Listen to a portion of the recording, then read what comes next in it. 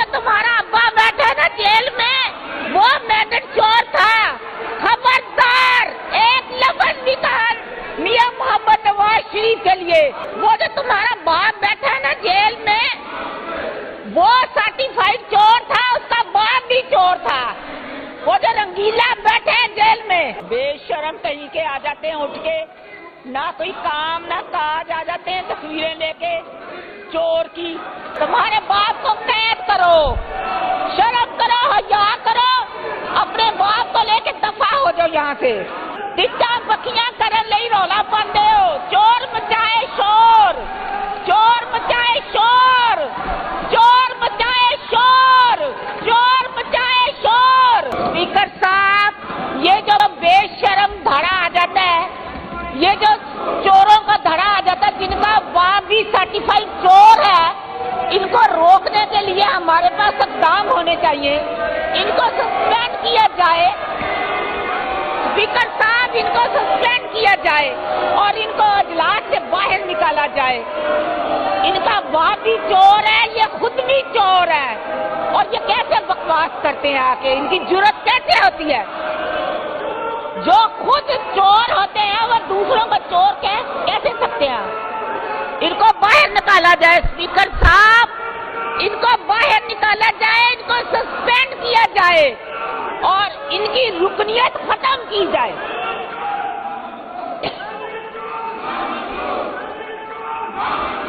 وہ جو جیل میں بیٹھا ہے نا جیل میں, وہ جو تمہارا ابا بیٹھا ہے نا جیل میں وہ میڈن چور ہے تھا. وہ جو تمہارا ابا بیٹھا ہے نا جیل میں وہ میڈن چور تھا.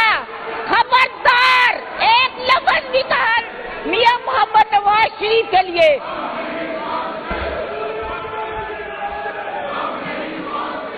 وہ جو تمہارا باپ بیٹھا ہے نا جیل میں وہ سرٹیفائیڈ چور تھا, اس کا باپ بھی چور تھا. وہ جو رنگیلا بیٹھے ہیں جیل میں, یہ جو اپنی سیاست کرتے ہو اس کو دفنا دو, یہ دفن ہو چکی ہے. عمران کی ایسی کی تیسی, عمران ماما نہیں لگتا پاکستان کا. پاکستان ہمارا ہے, ہم سب کا ہے. کوئی بندہ نہیں چل سکتا عمران کے ساتھ. تمہارے باپ کو قید کرو, شرم کرو, حیا کرو, اپنے باپ کو لے کے دفع ہو جاؤ یہاں سے.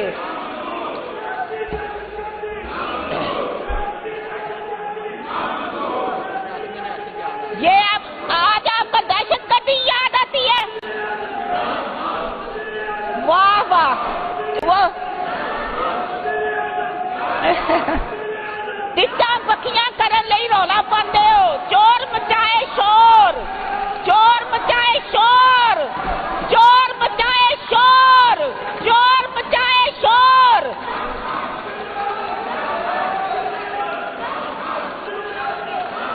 ان کو باہر نکالو. اسپیکر صاحب ان کو باہر نکالو, ان کو سسپینڈ کرو, ان کی رکنیت ختم کرو, ان کو باہر نکالو. یہ کیسے اجازت ہوتی ہے ان کو تصویریں بنا؟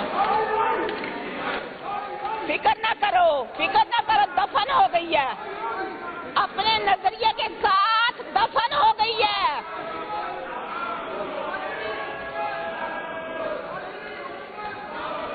بے شرم کہیں کے آ جاتے ہیں اٹھ کے, نہ کوئی کام نہ کاج, آ جاتے ہیں تصویریں لے کے چور کی.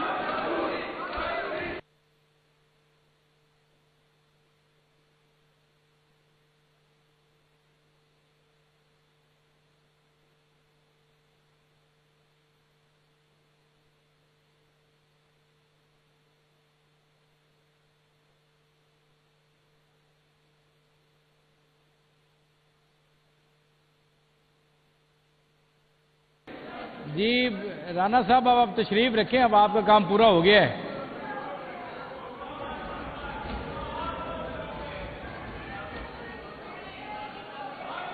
جی نو کراس ٹاک, جی نو کراس ٹاک, جی آرڈر ان دا ہاؤس. جی میاں صاحب ذرا خاموشی اختیار کریں. جی احمد خان بچر صاحب. جناب اسپیکر، ہمارے پوائنٹ آف آرڈر پہ ہوں میں اس وقت.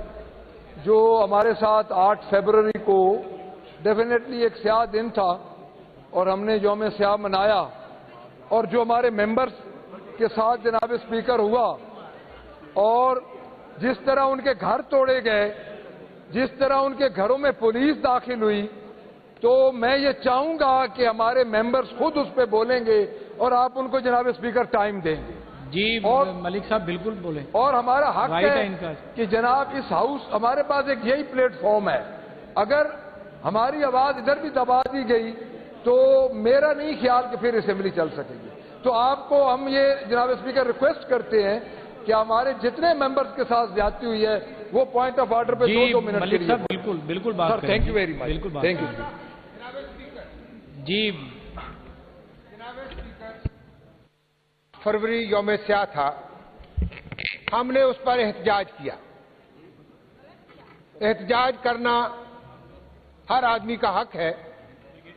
ہم نے قانون کو اپنے ہاتھ میں نہیں لیا. پرامن احتجاج تھا، لیکن میں بڑے دکھ کے ساتھ کہنا چاہتا ہوں کہ آج کی عدلیہ، پہلے وہ آرڈر لیا کرتے تھے بڑوں سے، آج کل جج صاحبان کہتے ہیں کہ ہمیں آئی ایس آئی کے حوالدار نے کہا ہے کہ آپ کا ہم نے ریمانڈ دینا ہے. مجھے گرفتار کیا جاتا ہے جلوس کے کافی دیر بعد ایک ولیمہ سے، لیکن ایف آئی آر میں باقاعدہ لکھا ہوا ہے کہ بہت سارے لوگ جمع تھے اور وہاں سے ہم نے میجر سرور کو گرفتار کیا ہے. بالکل جھوٹ. میں یہ سمجھتا ہوں کہ اگر جج صاحب میں رتی بھر غیرت ہوتی، کچھ حیا ہوتا، تو وہ صرف اس پولیس افسر سے پوچھ لیتے. وہ نوجوان افسر بالکل جھوٹ نہ بولتا کہ میں نے انہیں ایک شادی کی تقریب سے گرفتار کیا. لیکن جج صاحب نے باقاعدہ ایف آئی آر پڑھنے کی زحمت نہیں کی. بلایا اور فرمایا کہ حوالدار صاحب کا حکم ہے کہ ان کو 14 دن کے لیے جیل بھیج دیا جائے. میں یہ سمجھتا ہوں کہ ہماری عدلیہ جس نچلے درجے پر پہنچ چکی ہے، اب ان سے کسی قسم کی کوئی توقع رکھنا میرا خیال ہے کہ پاگل پن ہے. دوسری بات جو میں کہنا چاہتا ہوں، میں اس ایوان کا رکن ہوں، آپ اس ایوان کے کسٹوڈین ہیں. مجھے وہاں پر بات کر لیں. مجھے وہاں پر باقاعدہ ان لوگوں کے وارڈ میں شفٹ کیا گیا، چکی میں، جہاں پر منشیات فروش جمع تھے، ان کو قید کیا گیا تھا. اس میں مجھے چھوٹی سی چکی میں 3 اور لوگوں کے ساتھ حراست میں رکھا گیا. 3 دن میں وہاں رہا. میں یہ سمجھتا ہوں، میں اپنے بھائیوں سے جو اس طرف بیٹھے ہیں ان سے بھی کہنا چاہتا ہوں کہ میرے بھائیوں، یہ بات اسپیکر صاحب میں آپ کے توسط سے کہنا چاہتا ہوں کہ اس بات کا خیال رکھیں.